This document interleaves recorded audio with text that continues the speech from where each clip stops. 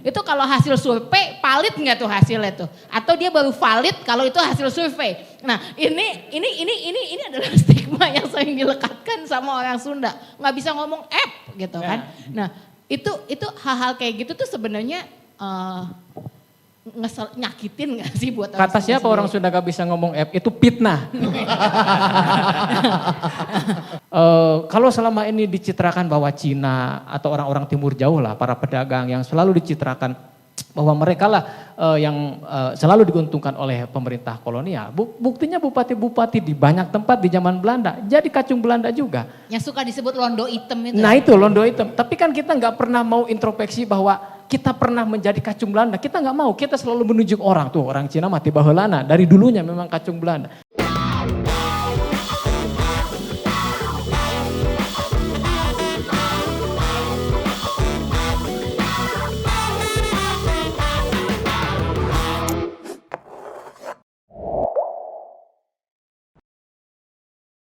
Alright, selamat pagi, selamat siang, selamat sore, dan selamat malam. Kapan dan dimanapun kalian menyaksikan podcast ini, dan kembali lagi bersama Hamburger Podcast. Kali ini live podcast di Gedung PWNU Jawa Barat.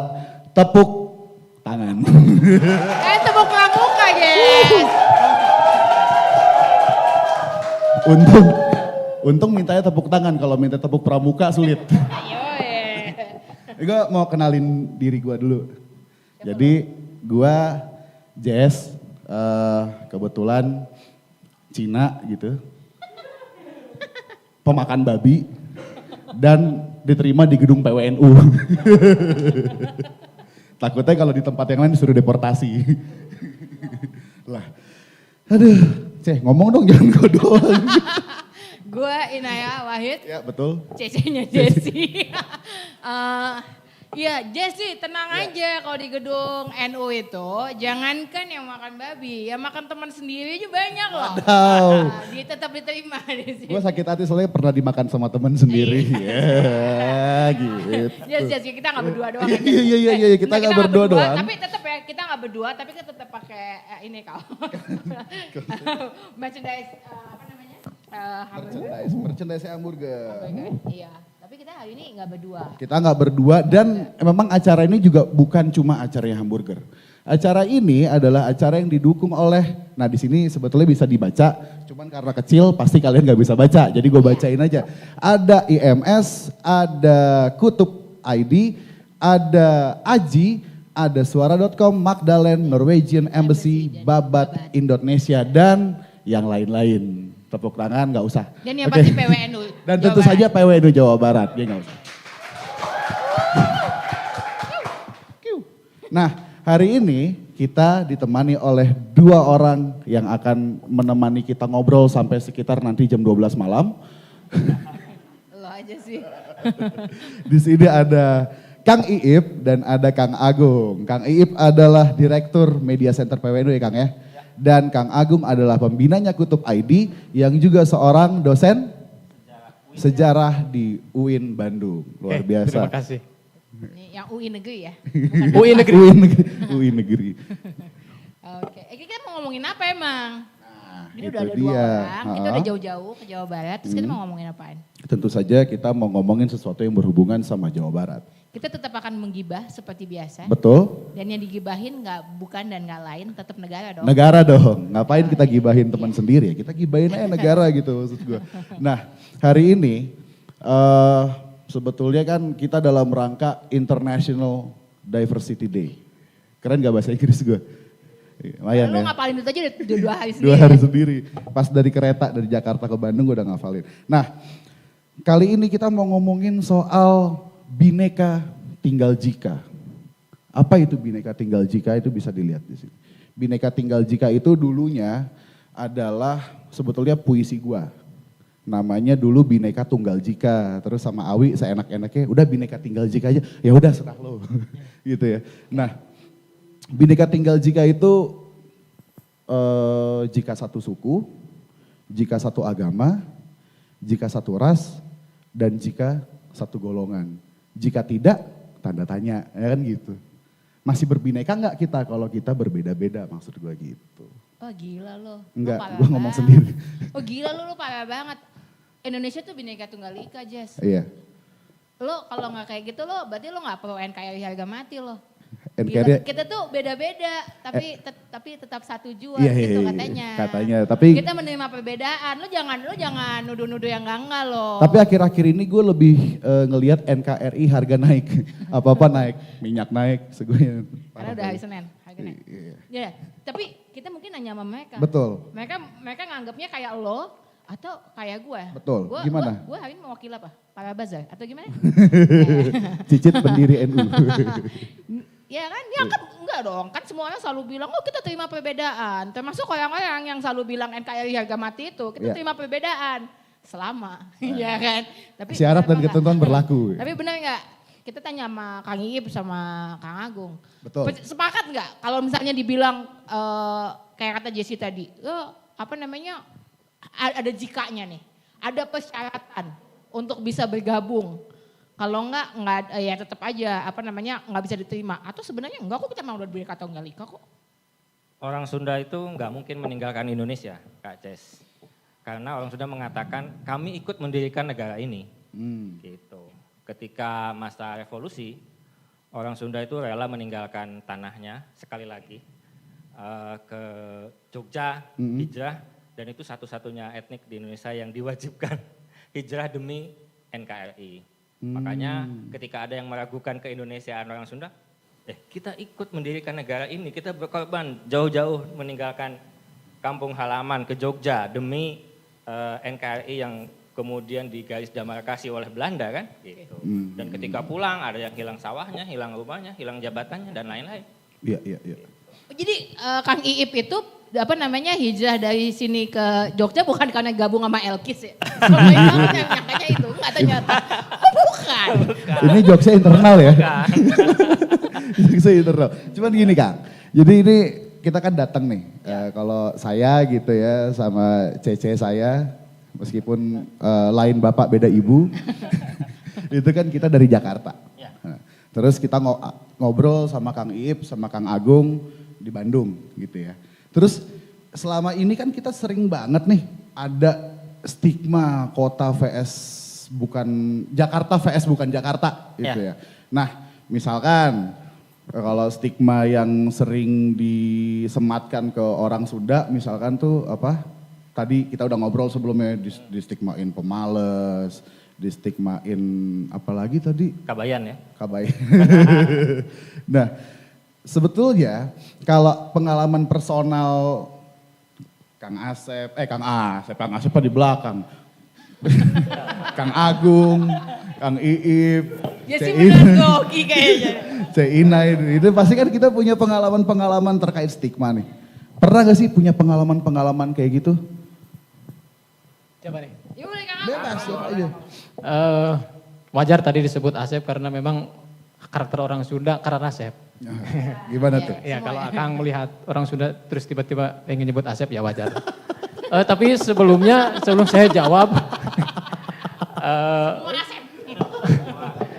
yang saya ingin sampaikan hari ini tuh biasanya begini, kalau orang NU ya macam saya begini, kalau ngobrol sama anak kiai sebenarnya pengennya tuh duduknya begini. Segen sebenarnya. Iya. Tapi ya karena disuruh harus duduk sama rata begini sama Mbak Ina, ya mau tidak mau gitu ya. Sebenarnya takutnya abis turun di sini nanti takut mimpi ketemu Gus Dur terus beliau marah-marah. Saya takutnya begitu, itu kamu berani-berani sama anak saya duduk satu meja, kan takut gitu Mbak. Kita kan orang NU mana santri kan gitu ya. Sebenarnya agak bingung juga ini. Apa saya di bawah aja sini gitu ya. Ya, tapi makasih, saya senang banget bisa bertemu putri dari idola saya.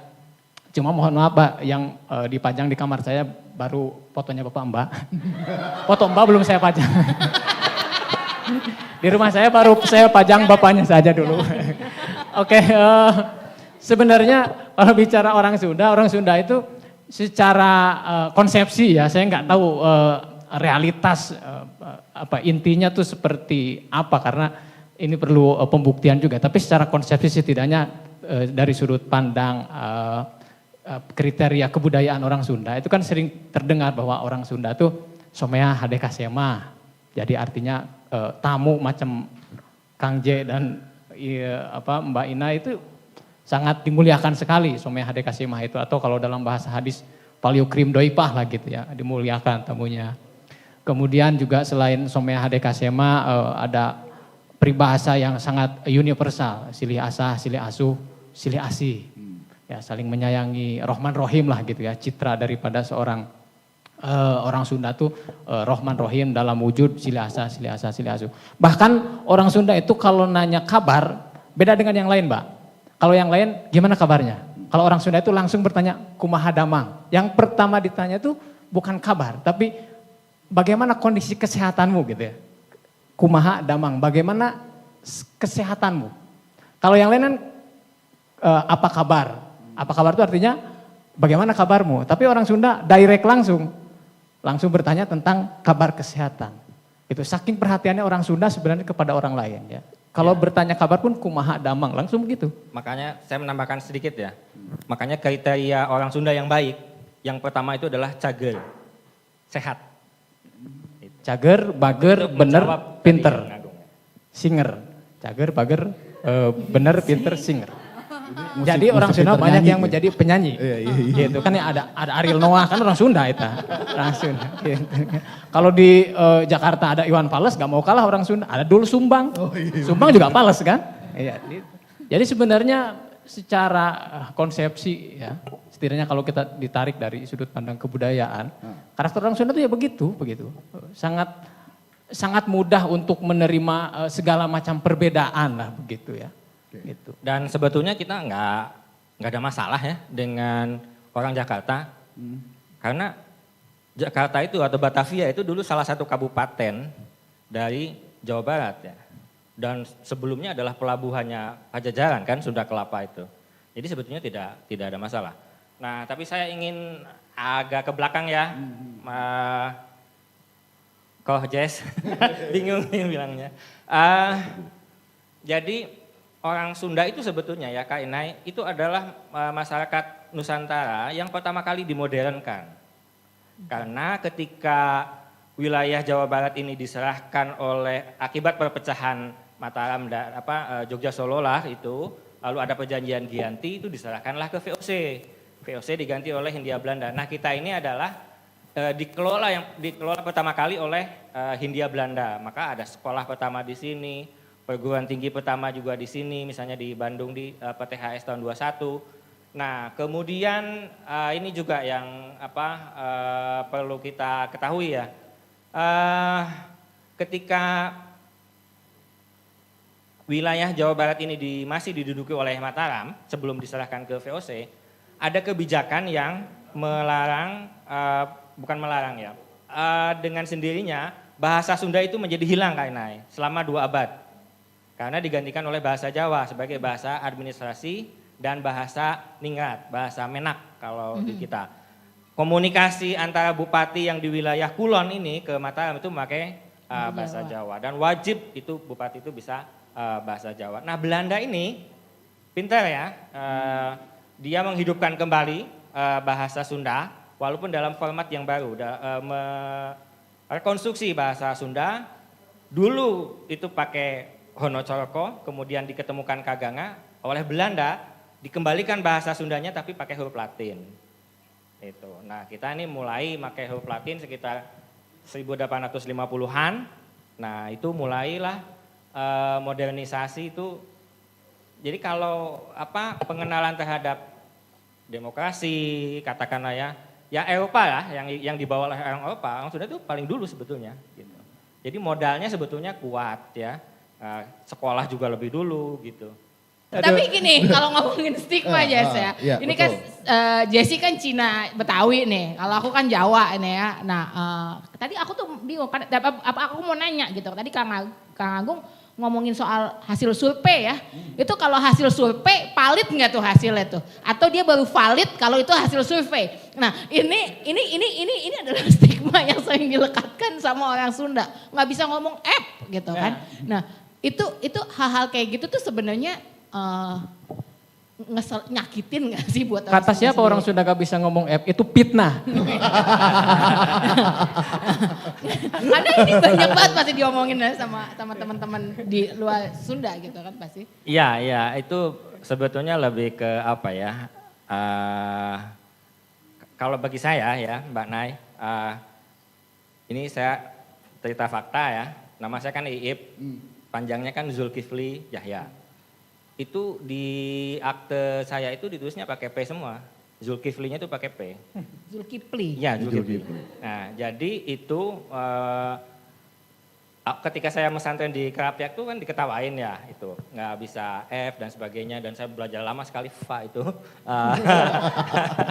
wasoif itu lama sekali itu lama tapi setelah saya kemudian studi Sunda secara mendalam saya tidak mau mengganti kan bisa sebetulnya ke pengadilan ganti pakai F ya tapi saya nggak mau mengganti karena saya juga tidak akan nyalon DPD jadi nggak perlu diganti pakai F nah saya justru bangga karena dengan membaca nama saya orang sudah tahu Sunda ya. Nah, kan jadi ada identitas yang langsung. Nah, yang mengacaukan nama saya ini adalah GoFood. Maaf ya menyebut nama aplikasi. Karena setiap datang saya pesan makanan Pak Lip ya. Jadi dia nggak bisa baca di QWERTY itu dia nggak bisa membedakan antara I besar dengan L. Gitu. Makanya saya kemudian selalu sekarang menulis nama saya itu pakai huruf kecil saja. Supaya tahu bahwa itu dua-duanya I. Gitu. Kecuali kalau saya pernah ke Australia selalu kalau pesan kopi saya bilang Iip dipanggilnya Ip. Ayu Ipman gitu lah gitu. Nah jadi kesulitan memang ini. Tapi bagi saya bangga karena mau nggak mau disundain lo gitu dengan membaca nama saya gitu. Bagi saya sih akhirnya membanggakan ya itu sebetulnya tidak hanya F yang nggak bisa juga ini dal. Kalau saya udah dari Jogja kan jadi dalnya bagus. Coba cek itu D ngomong D itu akan beda. D-nya orang Jawa sama D-nya orang Sunda. Itu dua huruf itu yang di pesantren dulu saya jadi bulan-bulanan. Coba dites Kang Agung kalau ngomong dal jadi gimana? A'udzubillah. D Kan a'udzubillah kan gitu ya. Orang Sunda tuh bukan yang D-nya, bukan Z-nya, yang D. Iya, justru orang Sunda kan kadang a'udzubillah gitu. Kan a'udzubillah. Itu jadi mungkin karena terlalu rata apa gimana lidahnya itu. Agak susah untuk cengkok-bengkok. Iya. F itu F. Nah, kalau balik lagi aku pengen ngomongin saya pengen ngomongin soal stigma nih Kang. Stigma itu kan akhirnya nggak cuman dialamin oleh orang Sunda gitu ya. Ada juga stigma yang dialamin oleh orang Batak gitu. Orang Batak nih suaranya kenceng gitu. Jadi kalau lagi ada yang jadi pembicara nggak dikasih mic orang Batak sendiri tuh. Yang lain dikasih mic orang Batak biasanya nggak dikasih mic. Terus ada lagi kemudian stigma-stigma yang dialamin sama saya misalkan nih etnis Cina gitu ya. Yang jadi masalah itu kenapa sih kemudian sekarang kita punya kebiasaan untuk saling memberikan stigma gitu. Apakah ada faktor-faktor kesejarahannya? Kenapa sih orang-orang gemar banget menstigmakan orang lain gitu? Untuk persiapan podcast ini saya riset ya. Luar biasa. Kemarin sambil jalan pulang saya mendengarkan lawakannya Dono Kasino Indo. Di Palembang tahun 80-an kalau nggak salah ya. Jadi live dia ada rekamannya. Semuanya ngomongin stigma. Tapi semuanya ketawa gitu. Saya pikir ini belum lama ya kita ngomong stigma dengan ketakutan seperti sekarang ini. Takut salah, ini menyinggung enggak gitu. Saya perhatikan Dono itu kurang ajar banget ya kalau didengarin hari ini gitu. Tentang orang Batak, orang Sunda dengan orang Jawa dan semua etnik itu dia ini ya. Wah Batak banyak banget tuh di ledekannya. Nah, tapi kan dulu tuh ketawa semua gitu dan nggak ada orang Batak juga seneng-seneng aja gitu. Nah saya pikir ini belum lama ya. Apakah ini memang faktor katanya dunia yang semakin ke kanan gitu saya nggak tahu lah. Tapi memang lama-lama nggak asik juga gitu kehidupan sekarang ini. Kita ya betul lah kita tertawa sebelum tertawa itu dilarang itu. Ada nggak Kang Agung emang apa ya bukti-bukti sejarah yang mengatakan oh ini memang emang pada tahun sekian atau apa emang disengaja dibikin gitu atau gimana?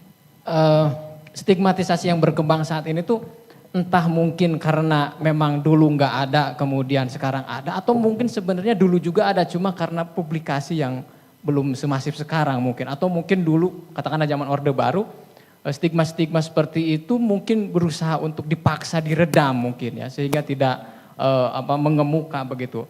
Apakah memang stigma itu muncul sekarang dulu nggak ada atau sebenarnya dulu juga ada tapi ya karena di masa rejim yang serba tertutup mungkin itu tidak terlihat. Ya artinya kalau mau dilihat bahannya ya modal sosialnya untuk saling stigma ada. Ada. Cerita ayat ada. Itu kemudian misalnya muncul tadi seperti kata Kang Agung orang Jawa orang Sunda tidak boleh menikah dengan orang Jawa gitu dan sampai ya maaf sampai ya segitu. Agung Loh. Kita yang harus minta maaf. Loh. Karena menyebut-nyebut Jawa terus. Iya. Tapi kan kita ini kemudian ada ada common platformnya. Ada istilahnya, ada kalimatun sawahnya, ada pemersatunya. Nah, itu. Ada pemersatunya. Nah, mau tidak mau dalam sejarah kita kalau lihat pergerakan yang paling besar pada awal pertama kali adalah Sarekat Islam. Dan Cokro Aminoto mengatakan tidak ada satupun yang bisa dijadikan alat pemersatu pada waktu itu. Etiknya beda, bahasanya beda, kemauannya beda, kecuali Islam pada waktu itu. Maka dia melanjutkan kepemimpinan di Sarekat Islam. Adalah pemersatunya gitu. Yang membuat kemudian kita ini menyatu. Tapi Kang Agung, Kang Iip, gue mau nanya deh. Ini mau nanya ke kalian bertiga gitu ya. Tadi kalau misalnya diomongin soal, ada satu kejadian suatu hari aku melawak based on stereotype tadi itu ya, stereotype satu kelompok gitu. Terus itu tuh benar-benar jadi jadi sesuatu yang mereka marah banget gitu. Mereka marah banget. Terus yang menarik adalah mereka terus kemudian ngomong gini, gila itu anaknya Gus Dur menghina-hina kelompok lain gitu. Terus ini banget Gus Dur tuh pasti akan malu tuh punya anak kayak gitu. Sementara saya dalam hati, lu gak tahu joknya bapak gue ya. Itu tuh based on stereotyping semua gitu. Itu kan kalau kita misalnya tadi yang diomongin sama Kang Iip gitu ya. Itu terjadi kan untuk waktu yang sangat lama. Itu kan memang dijadikan bahan misalnya gitu ya. Kayak ya Gus Dur lah kalau bercandaan tuh katanya jok Maduranya misalnya gitu itu berapa banyak coba gitu. Bahkan orang Jawanya sendiri gitu kan. Atau gimana Gus Dur kenapa kalau menurutku makanya dia bisa ngasih kata pengantar buat mati ketawa cara Rusia misalnya kayak gitu-gitu. Karena joknya dia kan jok stereotyping itu kemudian. Nah tapi hari ini yang tadi itu deh misalnya bercandaan kayak gitu itu menjadi di mana sih nih batasnya itu jadi bercandaan dan oke-oke aja itu menjadi sesuatu yang menyenangkan buat semua orang atau kemudian itu jadi sesuatu yang kemudian jadi ancaman yang kemudian akan bawa kita ke jadi bineka tunggal ika itu loh gitu. Itu di mana sih nih batasnya tuh kalau menurut teman-teman tuh itu di mana? Kira-kira emang ya sekarang aja nih orang-orang pada baper banget. Sekarang kan suka dibilang era ketersinggungan. Apa juga tersinggung gitu. Apakah emang itu aja permasalahannya atau sebenarnya emang beneran ada ancaman gak sih gitu. Sehingga bawa sampai ke bineka tunggal ika itu gitu. Oke. Kalau gue pernah ditanya juga hal yang sama gitu. Ketika lagi podcastan juga di episode menjelang Imlek. Jess, lo kalau misalkan ada orang teriakin lo atau manggil lo Cina gitu, lo akan marah gak? Gue jawabnya ya tergantung intensinya karena pada akhirnya kan kita bisa ngerasain ya intensi orang ngomong itu kayak kemudian apa. Kalau misalkan tiba-tiba orang ujuk-ujuk gak kenal gitu, Terus gue lagi naik motor gitu, terus gue diteriakin, Cina gitu. Ya gue turun, iya gue Cina emang kenapa paling gitu kan. Iya emang, Emang Bang. mau dipalak, gak apa-apa nih, ada goceng. Tapi kalau misalnya, maksud gue, tapi kalau dalam konteks gue sama Cina gitu ya, atau kita lagi ceng-cengan gitu, Cina loh. Ya karena intensinya emang lagi bercanda ya nggak apa-apa. Karena intensi sih, kalau menurut gue itu lagi-lagi kalau soal jokes itu intensinya. Intensinya tuh buat lucu atau buat merendahkan. Konteksnya mungkin ya. Konteksnya ada pretext-preteksnya dulu kan pasti kan ketika yang ngomong dua orang teman akrab gitu ya nggak apa-apa. Jangankan ngomongin Cina, ngata-ngataan sama bapak biasa juga.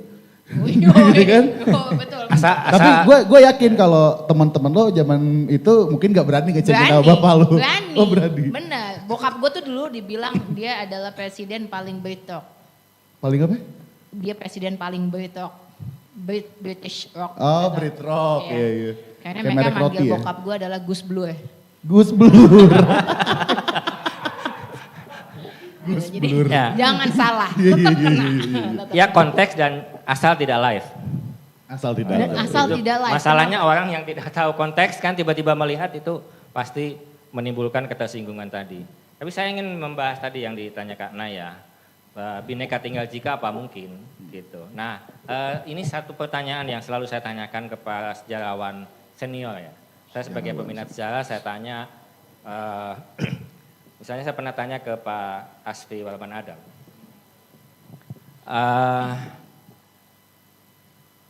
Indonesia itu sampai kapan Pak akan bertahan? Pak Asfi tidak bisa jawab, tapi dia kemudian merujuk kepada penjelasan dari Pak Azmadi Azra. ini sejarawan senior ya dari UIN Bandung, sekarang baru jadi ketua Dewan Pers. Nah, kata Pak Azra itu UIN Jakarta. Iya, sekarang ketua Dewan Pers Indonesia menggantikan Pak Nuh. Kata beliau, mengapa menjadi Indonesia itu sebetulnya tidak ada penjelasan yang betul-betul bisa menjelaskan sepenuhnya. Kan Batak punya kerajaan masa lalu yang beda kan? Kerajaan apa namanya? Nggak tahu. Ini katakanlah Majapahit ya, ini Jawa Timur, Jombang dekatlah ke Majapahit. Iya, Majapahit. Kemudian ini Sukabumi dekatlah ke Pajajaran di Bogor kan gitu. Sunda Galuh. Ya saya dekat ke Galuh lah di Ciamis. Masing-masing beda. Kok bisa jadi Indonesia? Itu nggak ada yang bisa menjelaskan secara sepenuhnya bagaimana orang yang berbeda-beda ini kemudian menjadi satu. Pak Azra hanya punya satu kata untuk menjelaskan itu. Miracle. Ya. Jadi keajaiban kan nggak bisa dijelaskan kok bisa yang semuanya berbeda-beda. Ya kemudian itu ada yang katanya harus berterima kasih kepada VOC yang menyatukan semua ini gitu. Walaupun dengan David Impera, kemudian ke Hindia Belanda yang melanjutkan, kemudian itu memberi inspirasi kepada para tokoh founding fathers kita. Bung Karno ketika kan mimpi persatuan nasional beliau itu kan di atas fondasi yang sudah dibangun oleh VOC atau Hindia Belanda itu gitu. Nah, jadi ini kan tapi bahwa ini kemudian menjadi satu dan punya pengalaman yang sebetulnya sangat panjang ya. Tapi momentumnya ada 17 Agustus 1945. Menurut saya ini saya masih optimis ya, ini masih jauh gitu. Dan kita akan tetap Indonesia ya. Indonesianya saya pikir tidak akan ada yang menggugat ya. Tapi terhadap sistem pemerintahan mungkin saja ya. Mungkin itu ada keinginan yang lebih kuat gitu ya dari berbagai daerah yang selama ini kurang diperhatikan. Gitu. Gitu Kang Agung. Gimana Kang Agung? Ya sebenarnya kita juga bisa memilih ya, ada pilihan untuk bercerai-berai, tentu ada alasan yang logis untuk kita bercerai-berai ya.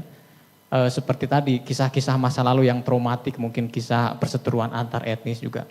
Kemudian perbedaan-perbedaan yang ada. Sebenarnya peluang untuk bercerai-berai ada, tapi opsi untuk bisa bersatu dan mempertahankan itu sebenarnya ada juga, meskipun tadi adalah sebuah keajaiban saja begitu ya. Ada hal-hal yang sebenarnya bisa kita tarik benang merahnya, seperti katakanlah begini tadi kasus antara sentimen orang Sunda dengan orang Jawa. Secara historis mereka punya traumatik yang sangat mendalam, tapi kan ada hal lain yang ternyata bisa menyatukan keduanya. Ya tadi kata Kang Iip, orang Sunda mah diislamkeun ku orang Jawa, meskipun secara traumatik orang Sunda merasakan dalam tanda kutip ya penjajahan Majapahit dan Mataram. Tapi faktanya kita diislamkan oleh orang Jawa kok begitu kan. Begitupun misalkan dengan orang Jawa. Orang Jawa itu kerajaan tertua di tanah Jawa sekitar tahun 900-an Masehi itu kerajaan Mataram. Pendirinya itu namanya Sanjaya. Sanjaya ini kemungkinan orang sini, orang Ciamis. Jadi mohon maaf Pak. Galuh ya? Galuh. Iya Galuh, kerajaan Galuh. Ciamis belum ada. Jadi mohon maaf Pak, raja pertama di tanah Jawa itu orang sini. Orang. Tapi kan konteksnya dulu memang belum ada Sunda Jawa ya. Tapi kalau kita bicara tentang etnisitas lah katakanlah begitu, sebenarnya ada latar belakang historis yang memungkinkan kita untuk bercerai, tapi kesamaan untuk memilih untuk tetap bersama juga ada. Tinggal kita mau memilih yang mana, begitu kan? Sebenarnya kesana ditambah lagi penjelasan dari para sejarawan tadi bahwa satu hal mungkin yang agak sedikit mendekati kenapa kita ini kok bisa bersama adalah latar belakang historis saja. Sebagai sesama bangsa yang pernah dijajah oleh bangsa Belanda, ya kita akhirnya menjadi satu bangsa. Orang atau sekelompok etnis yang tidak pernah dikuasai oleh Belanda, maka secara otomatis itu pula tidak masuk Indonesia. Selama itu dulunya bekas Hindia Belanda, maka otomatis akan masuk Indonesia. Ambil contoh misalkan Singapura yang lagi rame bersama Pak Somad itu kan. Ya, nggak berani tanah Singapura itu meskipun dekat dengan Jakarta, kenapa tidak masuk ke Indonesia? Ya karena secara historis itu jajahannya Inggris, bukan jajahan Belanda. Tapi tanah Papua yang jauh dari Jakarta, kok dipertahankan dan mungkin masih mau menjadi bagian dari Indonesia karena itu jajahan Belanda.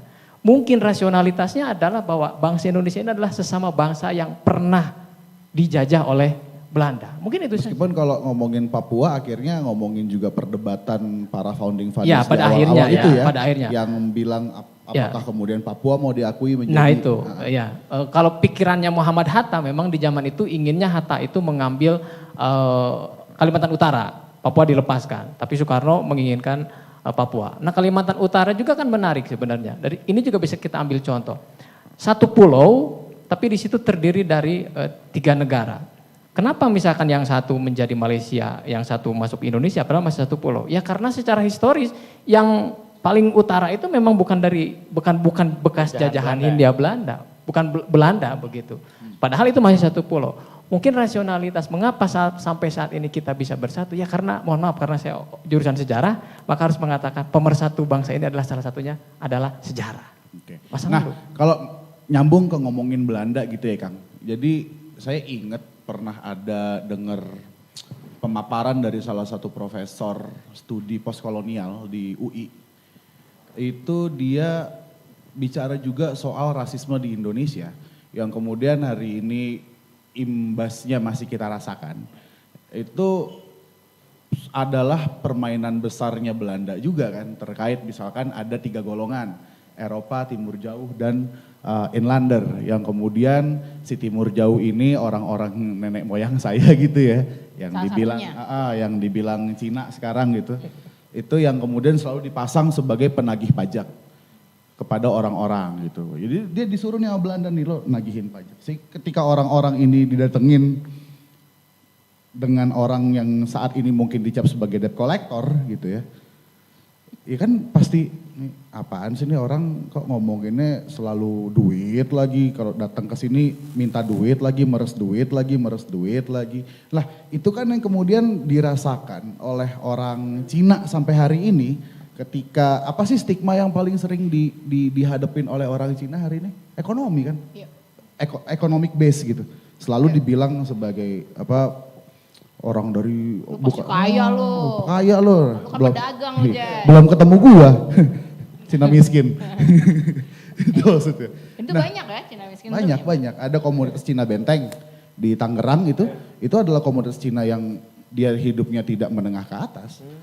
Ada komunitas Cina Singkawang gitu, di Kalimantan itu ya mungkin kalau yang udah ke Jakarta dan tempat-tempat lain ya mungkin kehidupan ekonominya membaik mungkin ya. Tapi di sananya mereka hidup dalam kondisi yang tidak seperti dibayangkan bahwa orang Cina itu semuanya kaya, enggak juga gitu. Nah, maksudku adalah ada stigma-stigma yang dalam konteks general, dalam konteks yang kita nggak cuma ngomongin Sunda Jawa gitu ya.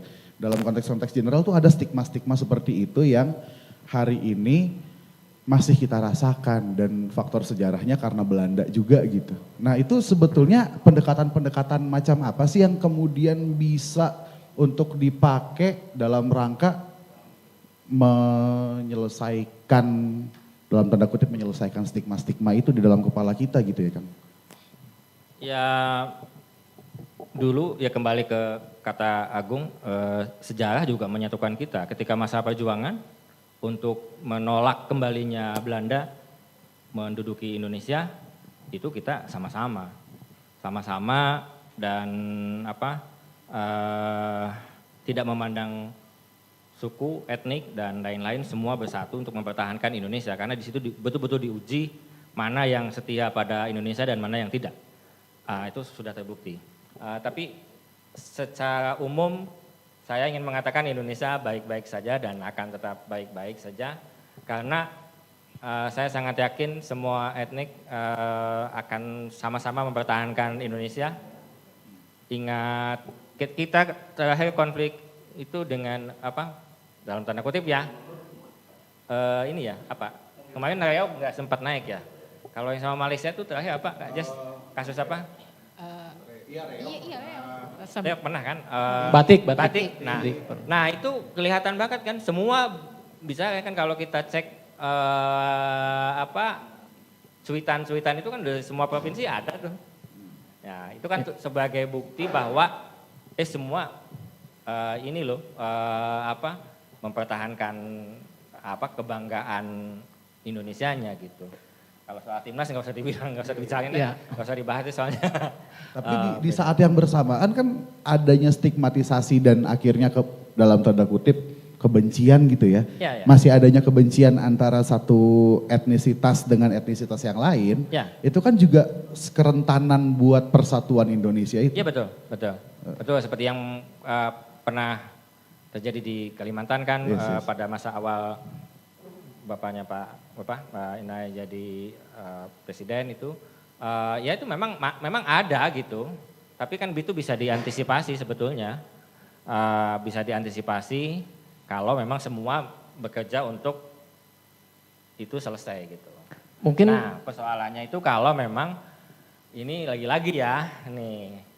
Dari ibu kota yang menjadi pusat segala masalah itu kemudian mendeliver masalahnya ke daerah. Nah itu.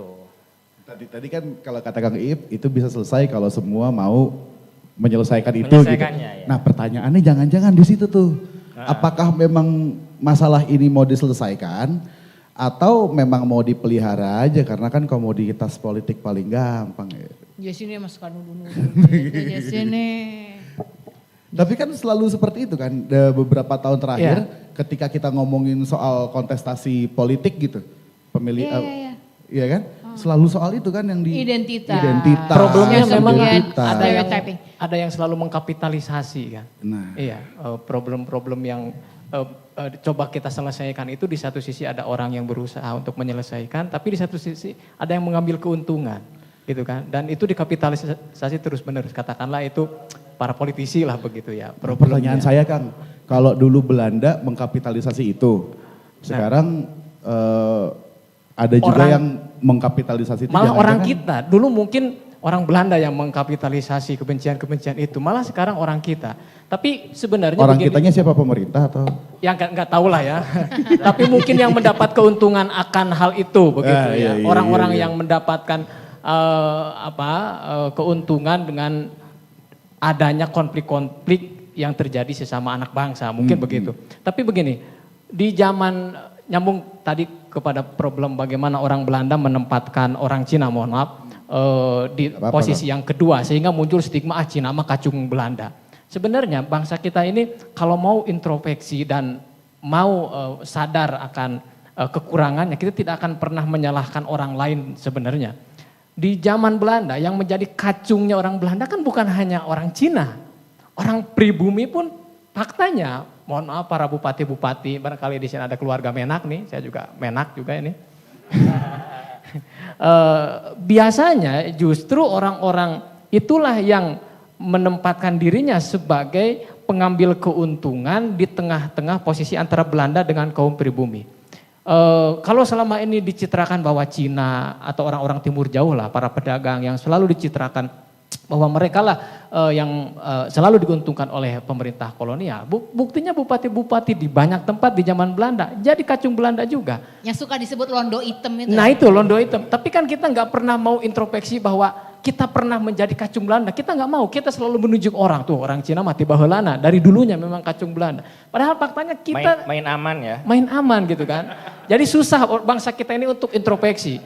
Kalau ditolak di sebuah negara, pasti nyalahin negara itu. Gak introspeksi diri, misalnya kenapa kita ditolak oleh negara itu misalkan, kan gitu kan. Susah memang agak, kalau saya ditolak perempuan, pasti perempuan itu tidak melihat saya sebagai seseorang yang emang pernah dideportasi sama misalkan, perempuan lain? Atau dia tidak beres misalkan. Ditolak. Bukan deportasi, deportasi orang lain. Misalkan begitu ya.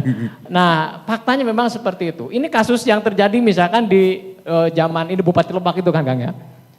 Zaman Multatuli. Yang ketika seorang asisten residen bernama Edward Dawes Dekker mencoba membela kepentingan pribumi, pada akhirnya malah dihalang-halangi oleh bupatinya sendiri. Bupatinya yang gak seneng ada orang Belanda yang mau membela pribumi. Dan kemudian dia lapor kepada residen agar supaya asisten residen itu dipecat. Karena keberadaan asisten residen itu mengurangi keuntungan-keuntungan yang didapatkan selama ini oleh si bupati. Dari dulu selalu ada yang lebih Belanda dari Belanda itu selalu ada. Unik kan? Bagaimana orang Belandanya Edward Dawes Dekker sebagai asisten residen di Kabupaten Lebak itu mau membela masyarakat pribumi. Tapi si bupatinya sendiri malah nggak senang dengan orang macam gitu. Dia memilih untuk minta ganti dong itu si asisten residennya. Sehingga akhirnya diganti dan kemudian lagi-lagi dia yang mendapat keuntungan. Dan akhirnya jadi novel ya. Akhirnya jadi novel. Selalu ada ya yang diuntungkan gitu. dari Iya. sentimen-sentimen apapun itu ya identitas. Dan itu orang kita Mbak. Iya. Ya benar. Dan akhirnya stigma yang masih langgeng sampai sekarang kayak gitu kan menjadi bagian dari kehidupan kita sehari-hari gitu. Dan bahayanya tuh apa sih kalau kita terus Ya tidak menyelesaikan itu dan malah tetap melanggengkan eksklusivitas yang istilahnya chauvinis ya. Ya gitu. Ya pasti bahaya ya, sesuatu yang kecil, yang salah, kemudian dibiarkan lama-lama kan akan menjadi besar. Yes. Nah, tinggal kan satu kebohongan yang terus-menerus disuarakan lama-lama jadi kebenaran kan. Itu kan rumus yang saya pikir akan berlaku terus-menerus ya. Nah, tinggal kita sekarang ini kayaknya harus pandai-pandai melihat ya, melihat gameplaynya seperti apa gitu. Ini mainannya siapa sih gitu. Berarti kita ambil sisi yang mengadem seperti yang dilakukan Gus Dur itu mencari titik ketemunya lah, mencari ngademinya gimana nih gitu. Oke, ada mereka yang memang kerjanya manas-manasin karena mendapat keuntungan dari itu, ya kita ambil sisi yang ngademi. Mencari titik ketemunya. Kan lama-lama kita tahu polanya tuh. Iya. Oh, gini dia nyulutnya, ya udah kita sulut ininya begini gitu. Mencari nyalain lagi, ini lagi, ya mungkin akan begitu. Ya mungkin Tom and Jerry itu dalam kenyataannya akan selalu ada. Mencari titik ketemunya itu biar yang beda agama bisa nikah. Biar yang beda etnis juga bisa nikah kan gitu ya harusnya ya. Jangan cukup lah gue yang jadi korban. Ya kalau katanya Gus Dur itu semakin berbeda kita, semakin kita bisa lihat titik persamaan kita gitu. Ya betul. Ya. Betul. Nah kalau berkaca dari apa yang terjadi zaman dulu gitu ya, dari sejarah tadi itu segala macam gitu, bahwa sebenarnya emang udah banyak ya stigma-stigma, sentimen-sentimen dan stereotyping yang terus kemudian diambil keuntungan dan sebenarnya bahwa sejarah kita ya mungkin kita emang dipersatukan secara politis oleh oleh sebuah kamar dagang gitu ya. Kamar dagang. How ironic gitu maksudnya. Ya. Nah, tapi kemudian sentimen bahwa oh ya udah kita jadi negara karena sama-sama dijajah Belanda gitu misalnya. Apa namanya? Kesamaan penderitaan. Iya, kesamaan penderitaan. Tapi apapun itu, tapi kan sekarang kan sudah bukan itu. Apa namanya sense-nya itu kan ya udah mau terus jalan atau enggak gitu kan gitu ya. Betul. Nah, apa sih yang sebenarnya bisa dipelajari nih buat yang terutama mungkin buat tahun depan kali ya? Nah, Tahun depan udah mulai panas. Ya. ada apa di tahun depan? Tahun juga. depan itu ada tahun 2023. Oke, yang tahun depannya lagi adalah? Tahun depan itu insya Allah katanya Jessie mau merit ya. Enggak dong, bukannya Cece. Waduh. Udah, jangan dong, jangan tahun depan maksud gua. Kode nih, terus? Iya, maksudnya nih untuk bekal tahun depan nih gitu. Ada gak sih kemungkinan bahwa itu akan jadi sesuatu yang si Bhinneka Tunggal Ika ini akan jadi sesuatu yang mewujud kalau kita nggak mau belajar dari sejarah tadi itu gitu, bahwa sebenarnya selalu ada. Pasti ya. Pasti. Tapi kan kita udah punya pengalaman yang sangat pahit ya di 2019. Ada apa di 2019 Kang Ip? Ya yang melahirkan cebong dan kampret. Ada lagi yang lebih pahit. Tahun 2000 beliau orang tuanya dilengsarkan. Sangat pahit. Nah itu 2001. 2002. Itu 2002. Ya. Jadi kita punya pengalaman sangat pahit di situ. Saya pikir akan banyak kelompok yang tidak lagi terpancing seperti 2019. Saya sih lebih optimis ya. Karena kita masing-masing udah tahu nih masing-masing cara mainnya seperti apa. Jadi yang memilih untuk mendinginkan atau jadi pemadam kebakaran saya pikir akan lebih banyak sekarang. Dan paling tidak yang memilih diam itu juga akan lebih banyak. Bahwa yang memanfaatkan akan terus menerus saya pikir iya. Tapi kalau lihat pertarungan di jagat Twitter sekarang tetap fokusnya kan ke Jakarta ya. Saya pikir sudah mulai nggak asik lagi, nggak seru lagi seperti ketika diinterupsi dengan kasus idol BTS yang itu langsung semua ke sana kok. Gitu. Semua bisa di-switch ke sana. Nah, yang saya ini aktivis HAM 29 tahun. Nah, itu bisa kita mungkin pandai-pandai menginterupsi dengan hal-hal semacam itu, tapi yang lebih produktif ya. Itu saya pikir apa istilahnya itu? Kan pengamat media jadi. Tadinya tak pikir ya Kang Iip mau ngomong bahwa kita nggak akan seburuk 2019 karena ternyata kelompok-kelompok yang memecah itu akan bergabung gitu. Enggak. Karena itu kan dikondisikan akan ada kan, nggak seru kan ininya. Tapi setidaknya kita masing-masing udah tahu nih modalnya nih. Siapa di belakangnya, siapa ini dan macam-macamnya. Jadi pemetaannya udah lebih jelas lah. Udah lebih jelas. Jadi ininya tuh bisa saya pikir cara ngademinya udah ketemu ininya lah, patternnya udah ketemu. Gitu kan, Rum? Ya, ditambah mungkin kelompok-kelompok moderat juga Mbak udah sering sekarang sudah makin menggeliat mungkin ya. Kalau awal-awal mungkin lebih vokal dan berisiknya kelompok mereka lah begitu. Tapi saya rasa sekarang di media juga kelompok-kelompok moderat sudah bisa mengimbangi lah setidaknya. Ya mudah-mudahan itu menjadi bekal nanti tidak se ekstrim 2019 kemarin lah begitu. Mudah-mudahan kelompok moderat bisa semakin mengimbangi begitu. Atau juga mungkin mudah-mudahan masyarakat semakin tercerdaskan.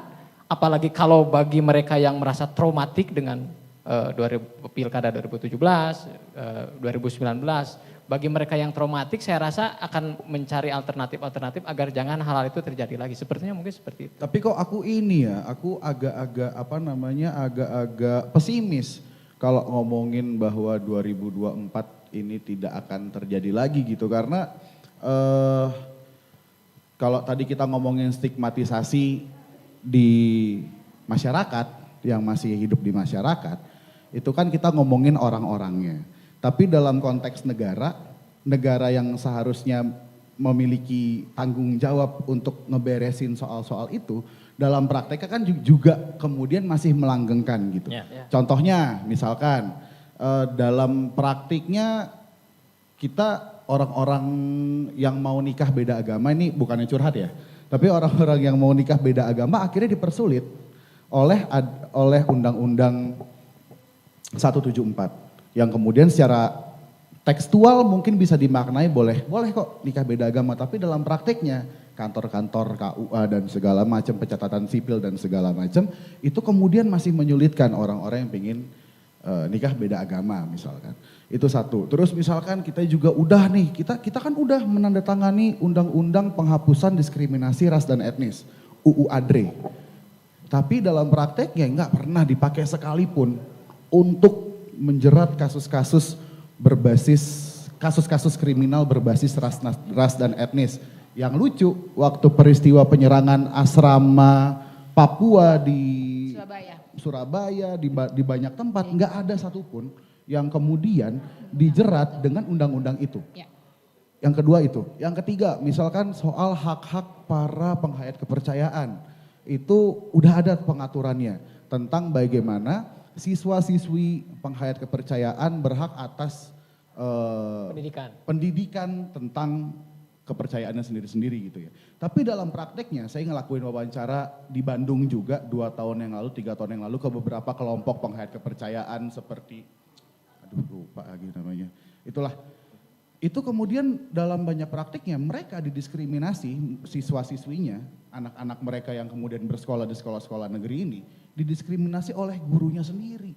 Ya. Jadi negara dengan seluruh instrumen-instrumennya masih melanggengkan diskriminasi berbasiskan ras dan etnis itu kan. Ya pasti ya, hal-hal itu kan persoalan yang sudah sangat lama sekali. Betul. Tapi intensitasnya saya pikir makin lama makin kecil, makin bisa teratasi. Misalnya walaupun ini selalu akan jadi kontroversi ya, tapi itu dilakukan misalnya Laspesdam PBNU memfasilitasi penghayat di Jemaat Ahmadiyah di Kuningan itu mendapatkan KTP, bisa menikah di KUA. Artinya ada ya, upaya-upaya ke sana ada. Tapi bahwa ini akan selesai semuanya, ya mungkin kalau selesai semuanya kiamat ya kan. Jadi ya kita kan selalu karena film masih ya drakor kan belum lama ya. Pandangan kita sudah sedemikian rupa dibangun oleh Hollywood gitu ya, sehingga pandangan kita selalu ke Amerika. Amerika pun kan mengalami hal yang dulu tidak terjadi, sekarang di sana juga terjadi. Saya pikir ini bahkan mungkin lebih parah dari kita ya. Iya, universal lah itu. Di Inggris juga mengalami itu, yang tadinya misalnya dianggap sebagai kampiun demokrasi juga akhirnya kan kena juga gitu. Persoalan-persoalan itu udah ada juga. Mudah-mudahan saluran ketika ada masalah, mudah-mudahan salurannya itu tetap tegak, terutama di pengadilan ya. Dan karena kita pernah punya pengalaman yang sangat bagus di tahun 50-an, kasus-kasusnya sangat banyak, media-medianya sangat vulgar, tetapi semua bisa dibawa ke pengadilan. Dan selesai secara hukum, jadi tuntas. Sekarang juga selesai, tapi secara adat, artinya ngambang ya, di belakang selesainya itu. Nah dulu kita punya pengalaman kok, tahun 50-an itu selesai. Ini mungkin, ini masih penutup mungkin ya, sebagai closing dari saya itu, ada kasus itu antara BM Dia dengan Pak Sumitro, Yoyo Hadikusumo. Pak Sumitro Menteri Ekonomi, Pak BM Dia ini pemilik Pemret Merdeka, yang dulu ya Merdeka. Ada berita di Merdeka itu yang kemudian ini diklasifikasikan sebagai rahasia negara. Nah Pak BM Dia, ya karena dia tokoh kan, ya semua teman kan itu, teman perjuangan, dia mendapatkan informasi yang tidak dia sebut gitu. Maka Pak Sumitro kemudian menuntut karena ini membocorkan rahasia negara, dituntutlah ke pengadilan. Lalu dia ditanya sama wartawan kan, apa masalahnya? Itu koran kuning katanya ini rahasia negara. BM Dia nggak terima karena disebut koran kuning kan gitu. Ini koran perjuangan kan. Dituntutlah Pak Sumitro mencemara nama baik medianya. Nah 2 orang itu kemudian datang ke pengadilan dan gantian Pak. Jadi gantian duduknya, satu sebagai terdakwa, sebagai pelapor, kemudian gantian setelah selesai gitu. Nah itu dulu tuh Enggak lucu ya, tapi ini terjadi dan kemudian semuanya selesai gitu. Habis itu mereka salaman selesai. Karena tuntas. Nah mudah-mudahan yang kita harapkan sekali itu adalah penegakan hukumnya. Karena sesadis apapun masalah di lapangan, jika penegakan hukumnya selesai, beres, itu kita punya harapan yang sangat besar, yang sangat tinggi kepada aparat hukum gitu. Nah kalau yang penyelesaian hukumnya tidak baik, ini memang sangat mencemaskan. Sangat-sangat mencemaskan. Mungkin gitu. Kang Agung? Ya, saya sih berpikirnya anggap saja segala ketidakberesan ini sebagai ladang perjuangan, begitu aja. Ya kalau semuanya sudah beres nggak ada lagi yang perlu diperjuangkan mungkin begitu ya. Ya katakanlah instrumen-instrumen yang menurut Bang Jess tadi belum selesai, itu kan bisa diadvokasi atau menjadi justru tujuan daripada perjuangan kelompok-kelompok yang sedang memperjuangkan itu ya, seperti kelompoknya teman-teman dari HAM misalkan dan lain-lain. Tapi kan kalau semuanya sudah selesai ya nggak ada lagi berarti lahan perjuangan. Ya yang kemudian juga saya sih berpikirnya begini, segala macam problematika yang akan terjadi di Indonesia ke depan, saya selalu berpikir dan berharap mudah-mudahan lahir gus-dur yang lain lah begitu dengan posisi politik yang mohon maaf Mbak, yang lebih kuat lah mungkin ya. Aduh satu aja udah nyusahin kemana tuh. Ya dengan posisi, saya sih berharapnya selalu begitu ya, kalau berdoa itu ya kalau Indonesia ingin baik ya mudah-mudahan muncul nanti orang-orang macam Gus Dur lagi begitu dan dengan posisi politik yang lebih kuat dan harapan yang lain brutus-brutusnya semakin berkurang semakin gak ada ya itu aja sih sebenarnya. Ya harapannya itu seperti Biasa. gitu sih. Kalau saya mah gitu.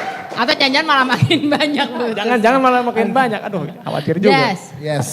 Jadi mungkin ini ya safe to say untuk kalau kita belajar dari yang kemarin-kemarin itu mungkin kita buat bekal tahun depan gitu dan 2024 kita milihnya coba dicek gitu calonnya tuh yang paling sedikit atau yang nggak menggunakan sentimen-sentimen identitas gitu ya, yang udah jelas tuh ketahuan pembelaannya ya kan.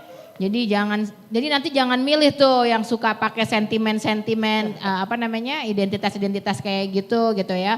Atau bahkan mungkin misalnya jangan sampai misalnya organisasi masyarakat terus dipaksa disuruh ngikutin satu partai gitu. Nah, itu jangan tuh yang kayak gitu-gitu. Ya jangan dipilih lah Hitler baru gitu yang ya. kayak gitu-gitu ya. Soalnya kan kalau Hitler itu kan dia membantai genosida Holocaust itu kan membantai orang-orang Yahudi ya, berbasiskan ras. Tandanya kalau sekarang masih ada orang-orang yang politisi gitu yang masih mengkomodifikasi identitas ya jangan mirip Hitler. Jangan dipilih, ngapain milih Hitler. Itu aja kali ya. Iya ya, itu soalnya aja udah azan. Udah azan. Kalau Jesse gitu agak kebakar, udah mulai kebakar. Iya. Gitu. Oke. Sampai ketemu lagi ya Jesse. Sampai ketemu lagi. Makasih Mas Ip. Makasih Kang Terima kasih. Kang Agung Makasih, dan Pak. semuanya. Jangan lupa, joke is not a crime. Hamburger.